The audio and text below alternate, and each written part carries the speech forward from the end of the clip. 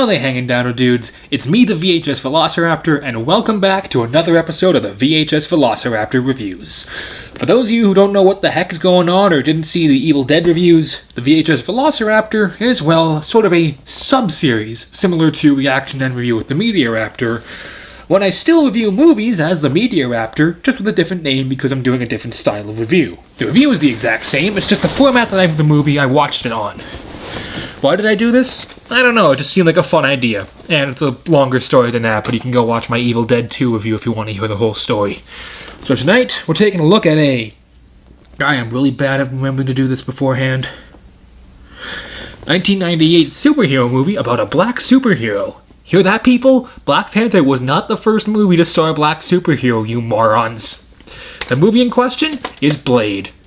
In fact, you know, Blade wasn't the first one either. There was Steel, which I believe came up before this.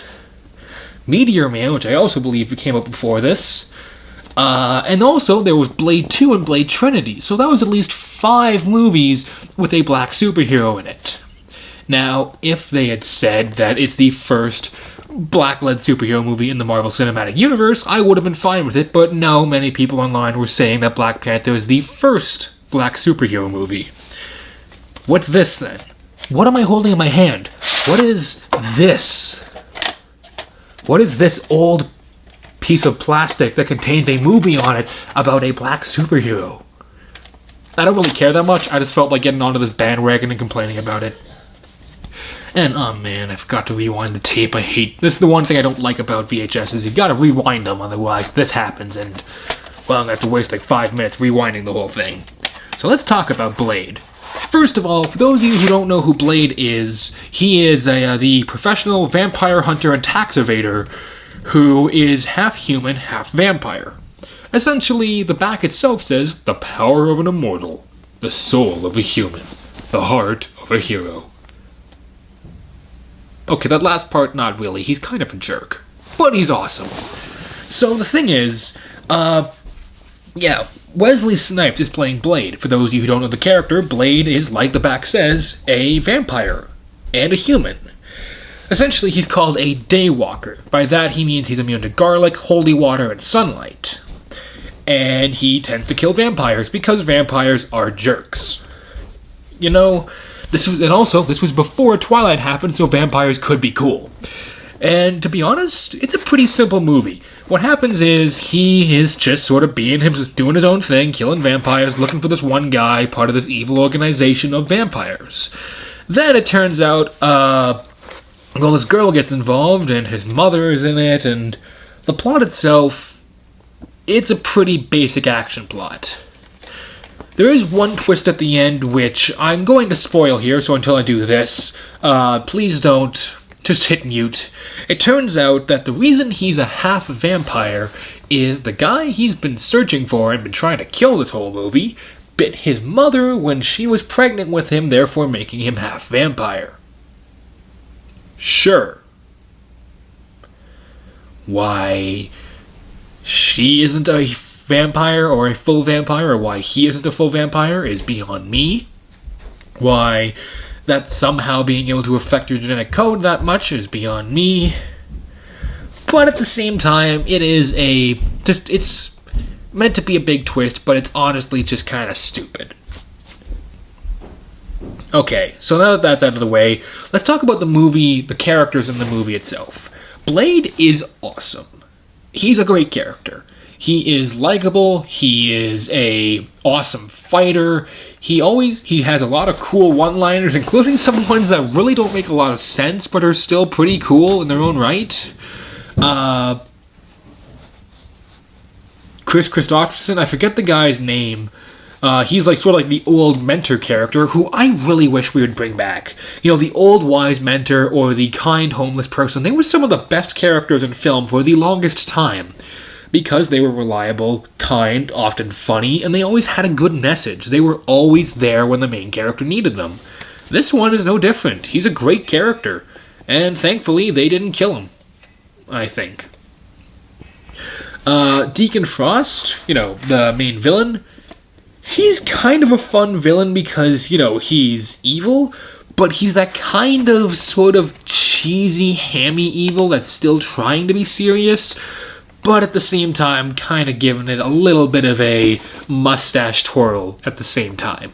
So he works as a villain. He's not the most intimidating villain. He doesn't even look that frightening, really. It's Stephen Dorff. And he works, though, you know.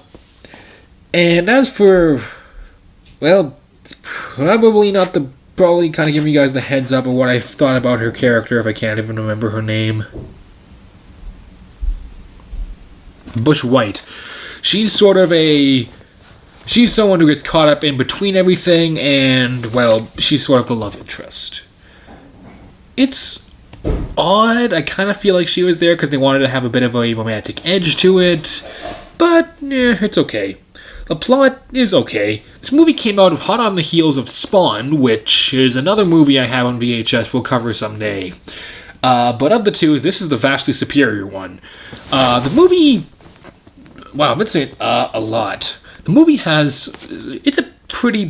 an action film at its heart. It may look like a horror movie from the description or from the trailers, but it's an action movie through and through. And like any good action movie, the action is awesome. I kind of am jumping over acting right now, but I'll get back to that in a minute.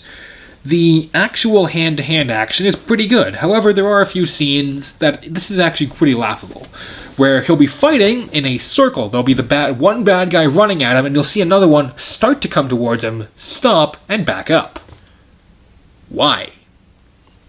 It's like CinemaSins always comments, these bad guys went to the school of attacking one at a time. In that case, they actually did. As you can see someone start, and then stop. I'm going to set this over here now. The CG, I'll cover that in a minute. Let's talk about one of the movie's really good strengths. The acting. Blade himself is played by professional tax evader, okay, I'll stop now, by Wesley Snipes, who is a great actor in this movie. He's a great actor in most of the movies I've seen him in. Stephen Dorff, he plays a fun villain like I talked about. He's kind of hammy, but he's also serious. He makes it work. Let's see, who else? Chris Christopherson, as I mentioned, he plays the kind mentor, the old wise mentor character who, personally, I'm a huge fan of. I know it's kind of a cliche at this point, but it's still fun. And especially when he's played like this. Same with, Carter Slade in Ghost Rider. I thought that guy was a great character for his whole 2 scenes. That kind of sucked, they didn't use him more. But he works, you know. All the actors in this, they either range from, they're actually good and they get the job done, to they're okay. 1 or 2 actors are kind of meh, but at the same time, they're mostly 1 or 2 scenes, and that's it. So you don't have to worry about them ruining the movie. Now, what you may have to worry about ruining the movie, and this might turn off this movie to some people, are the special effects. While a lot of this movie has very practical effects, such as blood, hand-to-hand combat, props, and it all looks great, the CG is 1990 CG. So it looks pretty bad. Like Godzilla remake bad. By that I mean Roland Emmerich Godzilla. Now, to me, that isn't a problem. This movie is what it is, and for its time, that CG will look quite good, actually. But today, when we have stuff like Avatar, stuff like Black Panther, yes, I have seen that movie, review will be up next, the X-Men movies, it's pretty noticeable that this is not that good. Did it get better in Blade 2 and Blade Trinity? I don't know, I haven't seen them yet. In fact, I want to now. My point is, special effects are kind of bad. So to some people that might be a turn-off. They may not want to watch the movie because the special effects will pull them out of it. But that being said, the CG, despite being kind of bad, has some really cool stuff. So if you can look past how bad it looks and look at how cool it looks, you'll probably be able to make it work. Overall, camera work is fine, lighting is fine, music, don't really remember much from the music, but when it comes down to it, I can recommend Blade. I'm giving it a solid 2.5 Raptor claws out of 4. It could be a lot better, but it could be a lot worse. It's got enough cool action, fun characters, awesome one-liners, and just enjoyability to make it worth watching. I believe Blade should make a comeback. I believe Wesley Snipes should play Blade once again. In a Netflix series, a new movie, I just think Blade should come back. He's becoming more and more popular in the comics. I've been seeing him get more and more comic time. But yeah, I think Blade could make a comeback now, and it could be good. I mean, look at how Deadpool turned out. And Blade is kind of like Deadpool in a way, just without the humor. Which might be kind of a problem for some people, but at the same time, when comic fans get together, good movies get made. I believe a good Blade movie, I believe that we can make a 3.5, 4 Raptor Claw rated movie. But for what it is, the original Blade is fun, it's mindless action most of the time, and you'll get a good enjoyment out of it.